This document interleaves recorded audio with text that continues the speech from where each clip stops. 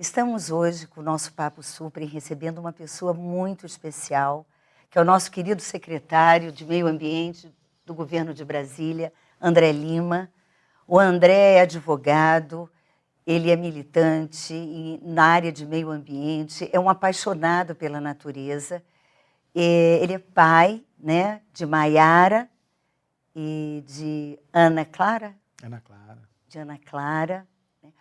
Marido da Mariana, que é uma mulher extraordinária, e é um guerreiro pelo meio ambiente de Brasília, né, nessa gestão. Como sempre, nós começamos o nosso encontro, André, trazendo uma poesia, porque a gente vai abordar questões muito cognitivas. Então, a gente começa com uma poesia para abrir o coração e a mente. E eu escolhi um poeta bem jovem, que se chama Caio Fernandes. E o poema diz assim: se amanhã o que eu sonhei não for bem aquilo, eu tiro um arco-íris da cartola e refaço, pinto e bordo, porque a força de dentro é maior. Maior que todo o mal que existe no mundo. Maior que todos os contrários. E nisso, sim, eu acredito até o fim. André, você também sofre de entusiasmo, como o Caio Fernandes? Você é capaz também de tirar um arco-íris da cartola e pintar e bordar? Como é que você está sentindo, diante dos desafios contemporâneos, ser secretário do Meio Ambiente no Distrito Federal? Eu primeiro agradeço o convite de estar aqui com vocês no Papo Suprem. E eu estou bem nessa vibe, né, como diz a juventude, dessa poesia, porque a gente tem que acreditar, a gente tem que fazer valer, né, a própria existência. E não tem melhor maneira de fazer isso do que se entregar para a criação, se entregar para ser mais um, né, trabalhando por essa natureza maravilhosa que nos dá a condição de ser feliz. Então é isso. Então não tem como chorar, tem que fazer. Então, eu sou muito positivo nesse aspecto. Assim. Então, e estou vendo cada vez mais as pessoas assumirem esse papel também, se colocarem. Mesmo nessa crise global que a gente tem, né? Eu digo assim, vivemos a crise hídrica, vivemos a crise climática, vivemos a crise econômica e fiscal, agora a crise política, sim, gravíssima. Sim. E eu dou graças a Deus, acordo todo dia, olho para o sol, digo, é mais um dia para a gente levantar e virar o jogo, e construir, e refazer, porque tem que ser assim. Né? Sim. E é importante também que a gente monte uma tribo de pessoas que também tirem arco-íris da cartola, né? Que somem com a gente nessa conspiração. Você trouxe a questão da crise hídrica, que é um ponto realmente que tem inquietado a sociedade. Como é que você percebe esse desafio do momento em relação às águas? Olha, como é que eu posso dizer assim, de uma maneira simples, né? Eu vejo com uma certa naturalidade, porque a verdade é que a história, né, recente, Brasília é recente, né? São 55 anos, 56 anos, sempre foi a de muito pouco cuidado. Né? Você diz do ponto de vista da gestão do território? Do ponto de vista da gestão do território, do ponto de vista das políticas públicas, e isso, na verdade, como um reflexo mesmo da própria sociedade. Uhum. Não tem muita mágica. Claro que tem o distanciamento, né, entre os representantes e os representados, né? Mas a verdade é que, de certa forma, reflete mesmo a cultura, que vem melhorando. As pessoas vêm se antenando. Eu acredito muito na próxima geração, na geração das minhas filhas. Né? Eu converso.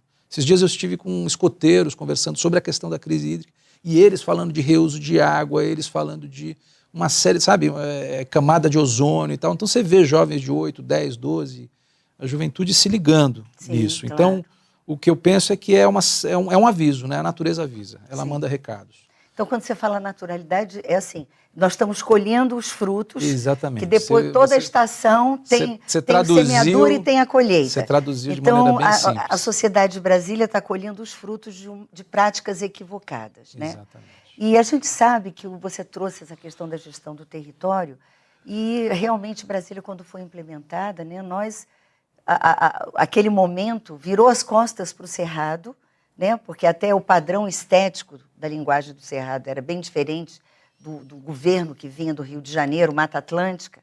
Então, colocaram um monte de exóticas aqui. Você acha que a crise hídrica ela é um dos fatores determinantes dessa realidade?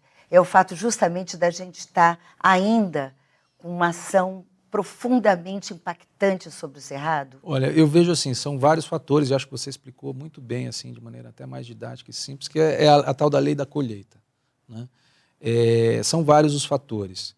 Tem fatores globais e que, não por acaso, a gente sente, sobretudo nas grandes metrópoles, São Paulo, sentiu, e agora a capital do país, então tem outras forças aí trabalhando para o ser humano se ligar no que está acontecendo, né? Onde é que a gente sofreu aqui? O Nordeste sofre isso historicamente, né? E muito pouca coisa foi feita ao longo da história para reverter isso. Então agora veio a capital de São Paulo e a capital do país. Realmente é para a gente acordar, né? Mas são vários os fatores, acho que você colocou um, né? Há muitos anos, décadas, a gente fala da necessidade de proteção do cerrado como o elemento de ligação entre a água, o solo e a vida, né? E o cerrado faz essa ligação de maneira muito especial. E o cerrado em Brasília e no centro-oeste como um todo, né? Fora de Brasília ele vem sofrendo muito com a expansão da agropecuária e dentro com a expansão urbana. Então, esse é um fenômeno que a gente tem lidado com isso, com uma série de ações que depois eu posso falar para ti. Tem também a questão climática, que aí já é um fenômeno mais global e a gente sente, sobretudo aqui no centro-oeste, porque já é uma região que tem um período de estiagem relativamente longo, Sim. mas que essa estiagem está cada vez mais se agravando, longa, mais né? longa, mais forte, com períodos de chuva mais intensos e menos frequentes, com menos quantidade, mas mais intensidade. Então, isso são alertas da natureza de que o ser humano como um todo, no plano global ou local, tem que mudar a sua cultura, né? Então, é a lei da colheita, como você disse. É a lei da colheita, né? Agora, nesse sentido, assim, num aspecto bastante positivo, toda crise, ela pode ser uma oportunidade de crescimento, né? E eu tenho acompanhado que uma das ações importantes da gestão sua como secretário tem sido justamente criar essa consciência de pertencimento ao bioma, né? Tem vários projetos, Recupera Cerrado, Virada do Cerrado, Aliança Cerrado, né? E como é que estão caminhando esses projetos? Muito, muito bom você ter feito essa pergunta. A gente está... é isso que você disse, quer dizer, como é que a gente reage a isso? Reage positivamente, nós temos que trabalhar, temos que construir, temos que mostrar que uma outra direção é possível e necessária. E a gente tem feito isso aqui em várias iniciativas. Nós começamos com a criação, dentro do Jardim Botânico, de um centro chamado Centro Serratense, cujo propósito é exatamente fazer essa ligação com o ser humano, com o coração das pessoas, com o pertencimento das pessoas. As pessoas pertencerem que elas fazem parte integrante, indissociável desse bioma, desse lugar maravilhoso que se chama Cerrado. O Cerrado não está ali e eu aqui. Sim. Né? Eu me alimento no Cerrado, eu bebo água no Cerrado, eu vivo, eu respiro no Cerrado, e esse Cerrado está interligado com a gente. Então a maneira de fazer isso é criando um espaço chamado Centro Serratense, onde a gente traz também o lúdico, traz a outra forma de ver as coisas, não só discutindo política, lei, decreto, ação, etc. Tem também trazer as pessoas, cativar as pessoas, pescar fora do aquário, né? Quem ainda não está ligado, chega mais, você é do Cerrado, você é um serratense. E o serratense ele é um polo aglutinador de iniciativas. Ali a gente começou a Aliança pelo Cerrado, que agrega mais de 50 organizações nacionais e distritais que têm trabalho, que têm ação concreta pelo Cerrado. Disso está surgindo, está nascendo o plano de recuperação e conservação do Cerrado, o mapa de áreas prioritárias para conservação e recuperação do Cerrado, o projeto piloto, o programa piloto Recupera Cerrado. Aí nós já unimos Fundação Banco do Brasil, Serviço Florestal Brasileiro, TerraCap, IBRAM, Secretaria de Meio Ambiente, Emater, num grande projeto de recuperação do Cerrado com recursos de compensação florestal, trazendo para cada R$1 que a gente põe, o governo federal traz outro. Nós vamos colocar 5 milhões de reais, o governo federal trará outros 5. Já vão ser 10 milhões de reais nos próximos 2, 3 anos para implementar ações de recuperação do Cerrado. Enfim, eu estou citando algumas. Tem outras iniciativas como a Virada do Cerrado, que aí já é uma pegada também dentro dessa lógica lúdica, de cativar, de interagir, né? De promover pessoa, um protagonismo também, cultura, né? com ativismo, né? E responsabilidade socioambiental. A virada do Cerrado movimentou em 2016 mais de 50 mil pessoas e 500 atividades acontecendo só em 3 dias. Durante o Dia Nacional do Cerrado, que é 11 de setembro, um dia antes, um dia depois, a gente faz uma virada E esse inspirada. ano já começou, né? Esse ano está... Já tá um ciclo, na verdade, né? E como então, é que o acontecendo. telespectador pode se engajar na virada do Cerrado? Olha, acompanhe. Tem um comitê criativo da virada do Cerrado, que é dentro dessa lógica de fazer junto. Sim. A Secretaria não faz para. Uhum. Essa lógica é a lógica do século passado. Sim. A gente faz junto, faz com. E muitas vezes, o dia desse, ano passado, comentando a virada do Cerrado, eu soltei a seguinte frase: nós perdemos o controle. Que bom, né? E foi ótimo, porque assim... A sociedade se apropriou. Se apropriou. É. Quando é que a Secretaria de Meio Ambiente poderia coordenar 500 atividades simultaneamente acontecendo na mesma semana? Focando no DF inteiro, né, Nós não André? conseguimos nem dar conta de divulgar tudo, de comunicar. Muito lindo ano passado. Então é assim, perdemos o controle. Muita gente fazendo coisas e querendo carimbar como a virada do Cerrado, porque é a virada de consciência, né? É uma ação que mostra que as pessoas estão se ligando cada vez mais, querendo participar, estar junto. Né? E a gente tem a Semana da Água, em março, Semana do Meio Ambiente, em junho, que acabamos de passar, estamos vivendo essa semana, na verdade, e a Semana do Cerrado. Então são 3 grandes momentos, né? Inclusive em estações diferentes do ano, né? Que mostra essa conexão. Isso. E uma coisa que eu acho bastante importante nisso que você traz é o seguinte: por exemplo, também foi criado a Reserva da Biosfera do Cerrado, né? Brasília, ela tem áreas da Reserva da Biosfera do Cerrado. É muito importante para o cidadão brasiliense entender a relevância de ter aqui, de sermos uma reserva da Biosfera do Cerrado, né? E agora tem esse projeto MAB, Man and Biosphere, quer dizer, essa relação intrínseca entre ser humano e natureza. Você podia falar um pouco sobre a importância da Reserva da Biosfera do Cerrado? Porque é isso, né? O programa Man and Biosphere, né? E Woman também. Sim, claro.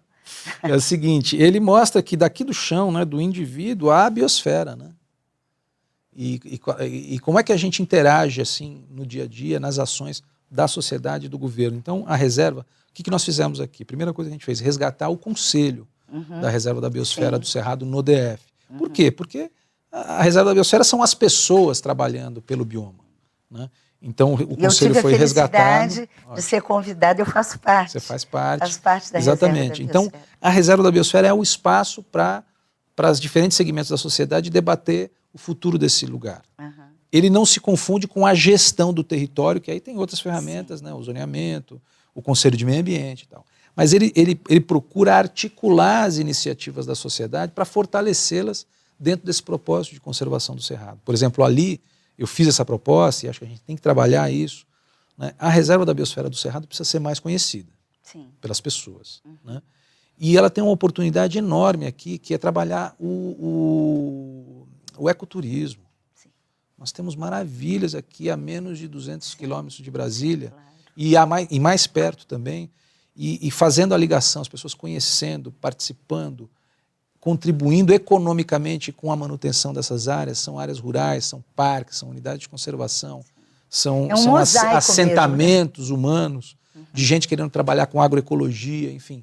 É um conjunto de iniciativas que a Reserva da Biosfera busca agregar, aglutinar e valorizar. Isso. E uma das questões assim, bastante importante também é a questão da educação ambiental, né, André?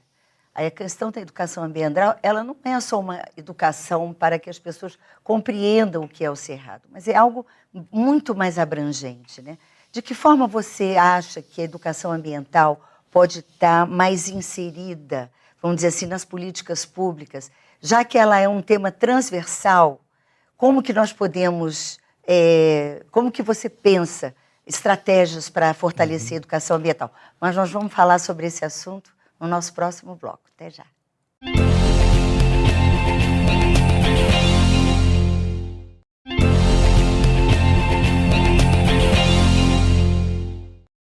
Estamos de volta com o nosso Papo Suprem, hoje entrevistando André Lima, secretário de Meio Ambiente do Governo de Brasília. E no bloco anterior nós estávamos falando justamente sobre a importância da educação ambiental, né? Porque a educação ambiental, né, André, é um fator de sensibilização e de informação. E, no entanto, eu pessoalmente acho que nós ainda temos uma relação muito tímida com a questão da educação ambiental. Como é que você vê, por exemplo, a educação ambiental como um tema transversal, vamos dizer assim, de sensibilização e informação? Eu vejo assim, eu não vejo como um tema, eu vejo como uma ação transversal, né? É bem conscientização, com um A maiúsculo, né? Então eu vejo assim, como é que a gente está trabalhando na secretaria? A virada do Cerrado é um movimento de mobilização para a educação, né? O objetivo é cada vez mais despertar o interesse para a pessoa depois se envolver, né? E são várias as iniciativas, né? Nós estamos com o plano de educação ambiental sendo conduzido pela Secretaria de Meio Ambiente, nós estamos fortalecendo a CIEA, que é a Comissão Interinstitucional de Educação Ambiental, para agregar, para coordenar ações de vários órgãos de governo que estão, e da própria sociedade, fazendo ações de educação ambiental não formal, né, ações não formais. Temos o desafio da educação formal incorporar de uma maneira, aí sim, né, transversal a educação e a ação pela sustentabilidade. Acho que esse é um desafio à parte, porque tem toda uma estrutura de educação que é difícil você, muitas vezes, permear. Mas eu vejo que a cada vez mais, cada dia, cada ano, isso está sendo incorporado. E eu acho uma coisa, eu fui provocado por uma iniciativa muito interessante que estou querendo me comprometer com ela e buscar um meio de desenvolver. Tem muita gente fazendo educação ambiental na cidade. Muita gente de excelência fazendo ações assim que são primorosas e a gente não tem conhecimento dessas iniciativas. Ela tem uma valorização local, não tem um reconhecimento. Então, nós estamos no Fundo de Meio Ambiente, nós criamos um concurso, iniciativas educativas voltadas à sustentabilidade. Então, nós vamos mapear, as pessoas vão apresentar os projetos e nós vamos premiar os melhores projetos. Isso é uma iniciativa. A outra, que é mais, digamos, complexa, mas ela é simples ao mesmo tempo, que é a seguinte: a gente precisa desenvolver mecanismos. Todo mundo fala de PPP para grandes obras. Por que a gente não desenvolve um PPP? Fala para o nosso telespectador o que é PPP. Parceria público-privada, em que uma empresa vem, como o Estado tem pouca capacidade de investimento, né, e muita burocracia, então entrega para uma iniciativa privada com interesses econômicos e desenvolve um grande projeto. Por que a gente não desenvolve um modelo de parceria público-comunitária? É outra coisa. Para que as pessoas possam ser reconhecidas e receber até algum recurso público, né? Como hoje acontece com as creches. O sistema todo de assistência social oferece recursos para as creches privadas atender, porque o Estado não dá conta de atender. Por que a gente não pode desenvolver iniciativas com as comunidades que têm ações de excelência? Lastro, né? Exatamente. E a gente poder multiplicar isso por toda a cidade. Centros de excelência, centros de iniciativas ambientais em toda a cidade. Então, eu estou querendo desenvolver essa ação. Muito bacana, André, essa sua iniciativa. Eu queria aproveitar essa oportunidade que te está em mãos. Esse aqui são 2 obras feitas pela comunidade do Combinado Agro-Urbano de Brasília, que compõem o movimento Diálogos da Área Granja do IP. É um movimento comunitário que envolve a Universidade da Paz, a Associação dos Produtores Rurais do CAUB, a comunidade, as escolas. Então, nós fizemos uma parceria maravilhosa, que vai bem na direção do que você falou, exatamente. Inclusive, o pessoal do IBRAM foi tão sensível ao perceber a força da comunidade articulada, que a partir da experiência com a ARI, eles criaram um projeto que se chama Comunidade de Preservação. Olha que legal. Então, são as comunidades se articulando para preservar. Então, aqui as crianças das escolas fizeram o manual do biodetetive. Então, eles estudaram a área Granja do IP para construir essa consciência de pertencimento, aprender o que é a fauna, a flora, foram a campo e depois eles fizeram essa revista Um Passarinho Me Contou, que também é a questão da ecologia humana. São os valores, né, que precisam ser elencados. Porque uma coisa bonita, eu te passo em mãos, em nome da comunidade da área Granja do IP, que me pediram que te entregasse, da Universidade da Paz e toda essa comunidade das escolas. Os diretores são pessoas maravilhosas, a Gedilene, a Sheila, a Marina, as crianças empolgadíssimas. Eu queria agradecer, que eu sei que você esteve presente no lançamento da cartilha, mas eu também vi que você teve que sair sem a cartilha, porque as crianças ainda estavam autografando. Então, eles me pediram que trouxesse em mãos para você. Muito lindo. Né, 52 biodescobertas. Biodescobertas. Muito legal. E eles perceberam as biodescobertas, as bioameaças. Olha, é verdade. Entende? Então, quer dizer, é uma forma de trabalhar com a consciência de pertencimento, né, André? E é bem na direção do que você está querendo fortalecer. É isso mesmo. É o que está acontecendo. Várias lá, iniciativas dessas, a gente dá visibilidade, promover, facilitar e conectar, né? Porque isso é uma grande rede. Claro, André. É uma grande rede de quem está fazendo sustentabilidade na prática e ações educativas de conscientização. E a cidadania organizada que vai ser o grande suporte para essas iniciativas, porque a gente sabe que todo governo pode muito, mas não pode tudo. E passa, né? Os governos passam, né? Mudam de viés e mudam. Então, a cidadania precisa se apropriar desse material, né, André? Como é que você vê as audiências públicas que aconteceram? Em que momento que nós estamos vivendo, Zé? Olha, esse instrumento é um instrumento muito importante, bastante sofisticado, muito pouco compreendido, inclusive pelos próprios agentes de governo, porque a tradição do desenvolvimento econômico é assim, cada um faz o seu próprio zoneamento. E normalmente ele é só econômico, é pouco ecológico. Então nós temos a obrigação, enquanto Estado, poder público, de identificar, de mapear, de estudar, conhecer e planejar o uso do território para potencializar as suas vocações, as suas aptidões e cuidar das suas sensibilidades e vulnerabilidades. Então, tentando simplificar, o zoneamento ecológico e econômico nada mais é do que isso. É a gente identificar no território da nossa cidade, do nosso Distrito Federal, as vocações, aptidões, vulnerabilidades, sensibilidades e, a partir disso, definir diretrizes de uso, proteção e recuperação do território que serão desenvolvidas e implementadas pelos diferentes agentes de governo e pela sociedade.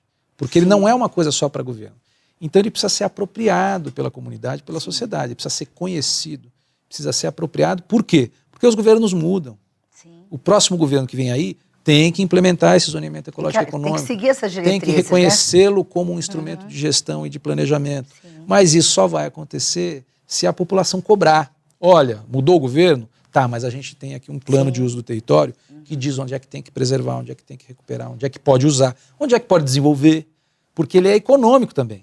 Então a gente precisa o quê? Também criar emprego, gerar emprego e renda, com novas economias, com uma nova economia, o ecoturismo, a agroecologia, né? A economia verde, né? Tem uma série de ações... Que essas coisas aconteçam no lugar certo. A produção de energia. Brasília, por exemplo, tem um potencial enorme de produção de energia solar fotovoltaica, que gera emprego, que gera renda, que gera energia, que gera riqueza, que gera emprego, que gera... Né? Eu acho que a sociedade de Brasília espera um zoneamento ecológico e econômico há muito tempo. Porque, assim, nós que somos pioneiros, que nos criamos aqui, eu cheguei aqui, eu era pequenininha, vi essa cidade se consolidar, como todos da minha geração, candangos. A gente viu, por exemplo, assentamentos, né, parcelamentos, condomínios, uma série de iniciativas que aconteceram para a expansão da cidade, o que é correto, é preciso expandir e consolidar a capital da República, porém comprometendo mananciais hídricos, comprometendo áreas de recarga. E é muito importante também, né, André, que o zoneamento econômico e ecológico evidencie para a cidadania as unidades de conservação e a própria reserva da biosfera. Importante isso que Como você é que está esse diálogo do ZEE com as unidades de conservação e com a reserva da biosfera? Isso é importante porque evidencia, inclusive, uma crítica muito construtiva feita por cientistas e membros das comunidades ao projeto que a gente fez originalmente. Né? Não dá para explicar assim em detalhes, porque tem muita tecnicidade nisso, mas incorporamos as recomendações e sugestões feitas por várias pessoas, inclusive ligadas hoje à Reserva da Biosfera, para dar destaque às áreas núcleo da Reserva da Biosfera. Isso não pode estar confuso nos mapas do zoneamento. Tem que ter destaque a essas áreas e às unidades de conservação e aos parques, que são, digamos assim, é o esteio, é a infraestrutura verde, infraestrutura ecossistêmica do desenvolvimento. Então a ideia é que o nosso zoneamento, a próxima versão, que está para sair nos próximos dias, nós vamos inclusive fazer uma nova audiência pública para mostrar o que foi incorporado da audiência anterior, né? mostrando e dando evidência a isso, né? Então nós estamos incorporando, isso é uma necessidade, dados para que a própria sociedade, como eu mesmo disse aqui, tenho que ser coerente com isso, ela reconheça, conheça e apoie e proteja essas áreas. Então isso também está sendo incorporado, como eu digo assim, nós temos a infraestrutura de saneamento, a infraestrutura de transporte, de energia, mas nós vamos ter a infraestrutura ecossistêmica e ecológica também visível no mapa para as pessoas verem. Aham.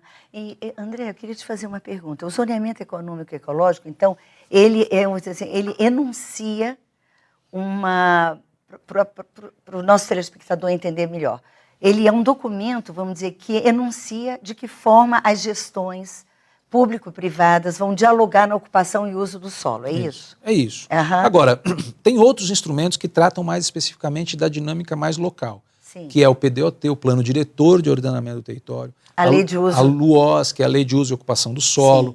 Né? O zoneamento ele é o pano de fundo, digamos, Sim. ele é a mesa Isso. sobre a qual vêm os outros instrumentos de planejamento que tem que respeitar as diretrizes gerais do zoneamento. Então o ZE seria um pressuposto referencial. Ele deveria ter sido feito antes de tudo isso. Ele deveria ser feito, ele deve ser como base para o PDOT e para as leis de uso e ocupação do solo. Isso. Como ele não foi feito, sim, a lei inclusive exigia há 20 anos atrás que tivesse sido feito, nós estamos fazendo agora, sim, e ele deve então lastrear a revisão desses outros instrumentos. Ele vai indicar a revisão do plano diretor. Por exemplo, o plano diretor anuncia desenvolvimento urbano para determinadas áreas da cidade que o zoneamento está dizendo que são áreas sensíveis, porque não tem água e porque são corredores ecológicos. Sim. Então nós vamos ter que rever o plano diretor para adequá-lo a essa leitura atualizada, né, das potencialidades e das vulnerabilidades do território. Então, se eu estou entendendo bem assim, para o nosso telespectador,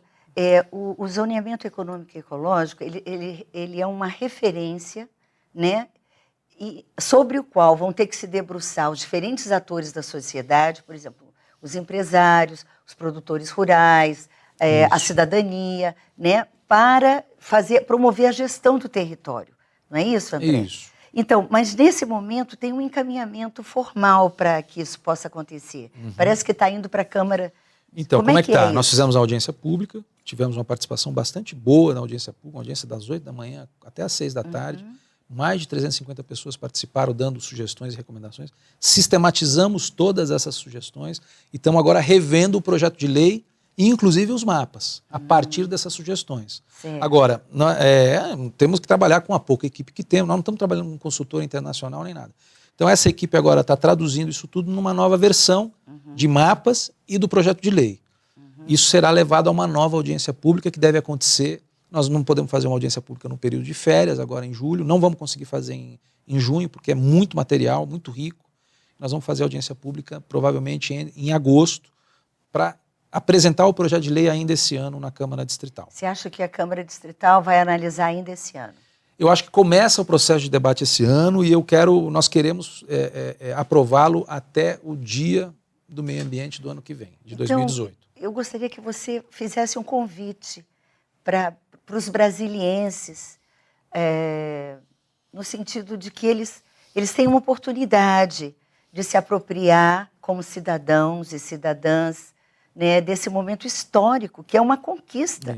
Isso é uma conquista da cidadania de Brasília. E nós estamos, vamos dizer assim, sob a orientação de uma pessoa extraordinária, que é a Maria Silvia Rossi, que inclusive nós já entrevistamos ela aqui, que ela está coordenando esse trabalho, e ela é dedicadíssima. Então, eu gostaria que você aproveitasse esse momento para fazer um convite para os brasilienses. Você já fez o convite, então eu só vou agora reforçar. E vou aproveitar e agregar a esse convite uma agenda que está acontecendo também. Então, eu quero convidar a todos, sintam-se convidados a participar desse processo do zoneamento ecológico e econômico, as audiências públicas, nós vamos chamar uma nova audiência pública, mas também estejam ligados na Conferência Distrital de Meio Ambiente. Não deu tempo da gente falar a respeito disso, depois a gente pode vir numa outra oportunidade, mas nós vamos fazer 6 pré-conferências, onde a sociedade está podendo dizer quais são as prioridades dela na agenda ambiental. E isso deve se tornar um plano distrital de meio ambiente ao final do ano. Então, acompanhem e se apropriem do zoneamento ecológico e econômico e participem da Conferência Distrital de Meio Ambiente, que é um grande movimento de cidadania, inclusive preparatório para o Fórum Mundial da Água, que acontece ano que vem aqui em Brasília, onde o mundo inteiro está olhando para Brasília, debatendo a questão hídrica em março do ano que vem. Então é um grande movimento aí de cidadania socioambiental. Então terminamos esse nosso encontro com o nosso querido secretário André Lima. Podíamos ficar um dia inteiro conversando sobre essa temática. Eu espero que você tenha apreciado o nosso encontro. Até a próxima.